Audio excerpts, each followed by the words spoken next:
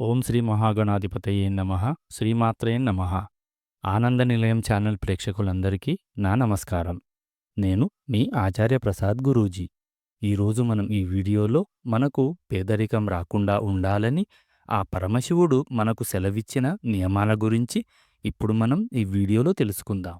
ముందుగా ఈ వీడియో చూసే ముందు ఒక లైక్ కొట్టి మా ఛానల్ను సబ్స్క్రైబ్ చేసుకోండి. అలాగే జై శ్రీరామ్ అని కామెంట్ చేయండి. ముక్కోటి దేవతలకు దేవుడు ఆ పరమశివుడు. ఆ పరమశివుణ్ణి అత్యంత భక్తి శ్రద్ధలతో పూజిస్తే ఎంతటి కష్టమైనా క్షణాల్లో తీరిపోతుంది. అయితే మన శాస్త్రాల ప్రకారం ఆ దేవాది దేవుడు పరమశివుడు వివరించిన కొన్ని నియమాలను పాటించడం వల్ల జీవితంలో ఎప్పటికీ కూడా పేదరికం రాకుండా ఆ పరమశివుడి ఆశీర్వాదంతో మీరు మీ కుటుంబమంతా సుఖసంతోషాలతో అష్టైశ్వర్యాలతో జీవిస్తారు.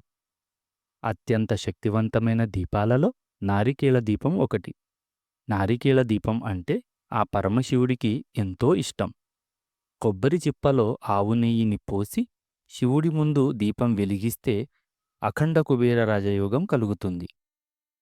మన పురాణాల ప్రకారం సాయంత్రం సూర్యుడు అస్తమించిన తర్వాత శివపార్వతులు భూమిపై సంచరిస్తూ ఉంటారు. కాబట్టి శివపార్వతుల అనుగ్రహాన్ని త్వరగా పొందాలనుకునేవారు ప్రతి సోమవారం నాడు సాయంత్రం సమయంలో పూజగదిలో ఒక దీపం వెలిగించండి. ఇక మీకు ఆ పరమేశ్వరుడి అనుగ్రహం తొందరగా లభిస్తుంది. ఇక అత్యంత శక్తివంతమైన మంత్రాలలో శివపంచాక్షరి మంత్రం ఒకటి. మీరు ప్రతిరోజు ఉదయం స్నానం చేశాక ఓం నమః శివాయ అనే మంత్రాన్ని 108 సార్లు జపిస్తే జీవితంలో ఎలాంటి కష్టాలు ఏర్పడకుండా ఆ పరమశివుడు మిమ్మల్ని ప్రతి క్షణం కాపాడుతూ ఉంటాడు. శివుడికి ప్రీతికరమైన సోమవారం రోజున ఆ పరమేశ్వరుడు కైలాసం నుండి కిందకు దిగివచ్చి ముక్కోటి దేవతలతో కలిసి శివాలయంలో తిరుగుతాడట. కాబట్టి ప్రతి సోమవారం శివాలయానికి వెళ్ళి శివుడిని దర్శించుకుంటే మీ కష్టాలన్నీ త్వరగా తీరిపోతాయి. ఇక మీరు శివాలయంలో మొదటిగా నందిని దర్శించుకోవాలి. ఆ పరమేశ్వరుడు ఎల్లవేళలా తపస్సులోనే ఉంటాడు. కాబట్టి నంది చెవిలో మీ కోరికలను చెప్పుకుంటే మీ కోరికలన్నిటినీ ఆ నందీశ్వరుడు నేరుగా ఆ పరమశివుడి పాదాల చెంతకు చేరుస్తాడు. అయితే నంది చెవిలో మీ కోరికలను చెప్పేటప్పుడు మీ కుడి చేతితో నంది చెవిని మూసి మీ పేరు, మీ కుటుంబ సభ్యుల పేర్లు, మీ గోత్రం పేరు, అలాగే మీ కోరికలను చెప్పి నంది దగ్గర ఒక పుష్పాన్ని సమర్పించండి. ఇలా చేయడం ద్వారా మీరు కోరిన కోరికలన్నీ తప్పకుండా నెరవేరుతాయి. ఇక ఆ పరమశివుడికి విభూతి అంటే ఎంతో ప్రీతికరం. విభూతి బొట్టును పెట్టుకుంటే జన్మజన్మల పాపాలన్నీ నశించిపోయి విపరీతమైన అదృష్టం కలుగుతుంది. ఇక ప్రతి ఒక్కరి ఇంటి ముందు తప్పనిసరిగా తులసి మొక్క ఉండాలి. తులసి మొక్కలో లక్ష్మీదేవి కొలువై ఉంటుంది. కాబట్టి తులసిని పూజించిన వారికి అఖండ కుబేర రాజయోగం సిద్ధిస్తుంది. అయితే తులసిని పూజించేవారు తులసి కోటలో తప్పనిసరిగా ఒక చిన్న శివలింగాన్ని ఏర్పాటు చేసుకోవాలి. తులసి కోటలో శివలింగం ఉంటే మీ కుటుంబానికి చాలా మంచి జరుగుతుంది. మనలో చాలామంది శివాలయంలో ప్రదక్షిణాలు చేస్తూ ఉంటారు. కానీ ఎట్టి పరిస్థితుల్లోనూ శివాలయంలో ప్రదక్షిణాలు చేయరాదు. శివాలయంలో కేవలం అర్ధ ప్రదక్షిణనే చేయాలి. అంటే శివాలయం చుట్టూ ప్రదక్షిణ చేయకూడదు. శివాలయం ధ్వజస్తంభం దగ్గర ప్రదక్షిణ ప్రారంభించి అభిషేకం నీరు ప్రవహించే గోముఖం వరకు వెళ్ళి అక్కడి నుండి వెనక్కి తిరిగి మళ్లీ ధ్వజస్తంభం దగ్గరకు రావాలి. దీన్నే అర్ధ ప్రదక్షిణ అని అంటారు.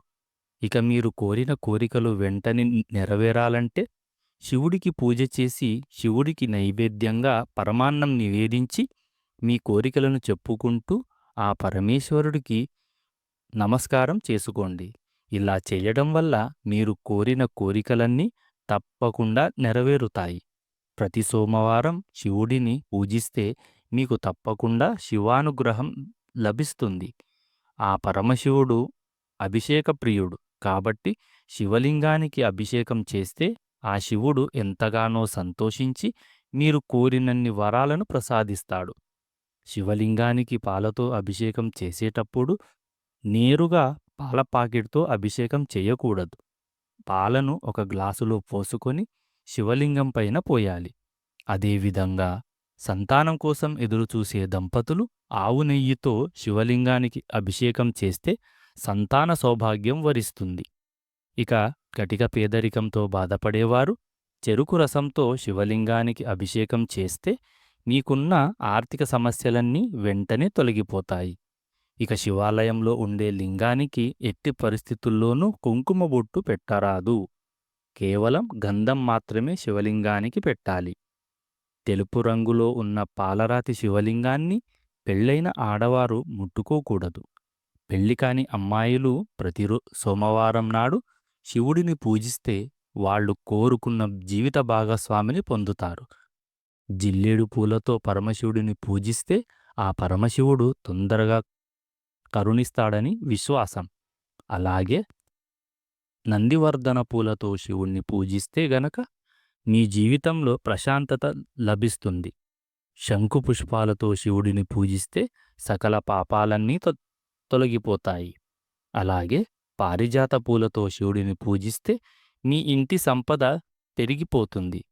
ఇక వివాహ ప్రయత్నాలు చేసేవారు మల్లెపూలతో శివుడిని పూజిస్తే వారికి వివాహ గడియలు దగ్గర పడతాయి. శివపురాణం ప్రకారం ఆ పరమశివుడు పార్వతీదేవితో కొన్ని ముఖ్యమైన విషయాలను వివరించాడు. ఎవరైతే తన తల్లిదండ్రుల కాళ్లను ముట్టుకొని వారి ఆశీర్వాదం తీసుకుంటారో అలాంటి వారు అన్ని రంగాలలో విజయాన్ని సాధిస్తారు.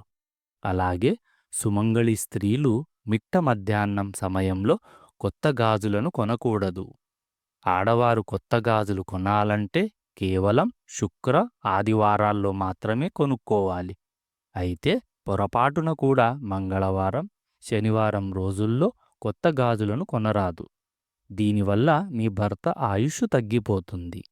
మన సనాతన హిందూ సంప్రదాయంలో దీపారాధనకు చాలా విశిష్టత ఉంది. దీపం వెలిగించిన స్థానం అంటే లక్ష్మీదేవి యొక్క స్థిర నివాసం. దీపం కుంది కింద బ్రహ్మ, మధ్యభాగం విష్ణువు, ప్రమిదలో పరమశివుడు ఉంటాడని మన పురాణాలలో చెప్పబడింది.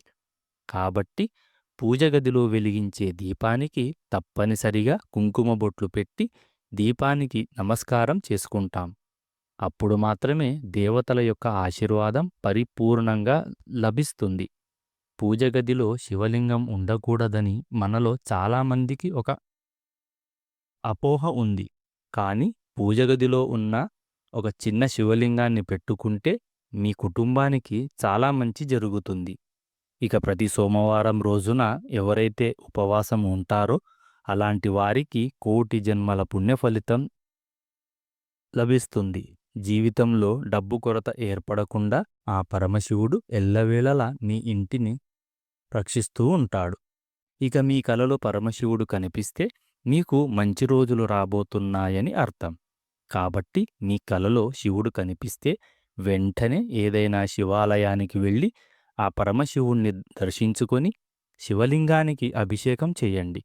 ఈ వీడియో గనక మీకు నచ్చినట్లయితే ఒక లైక్ కొట్టి మా ఛానల్ను సబ్స్క్రైబ్ చేసుకోండి. జై శ్రీరామ్. ఓం నమః శివాయ.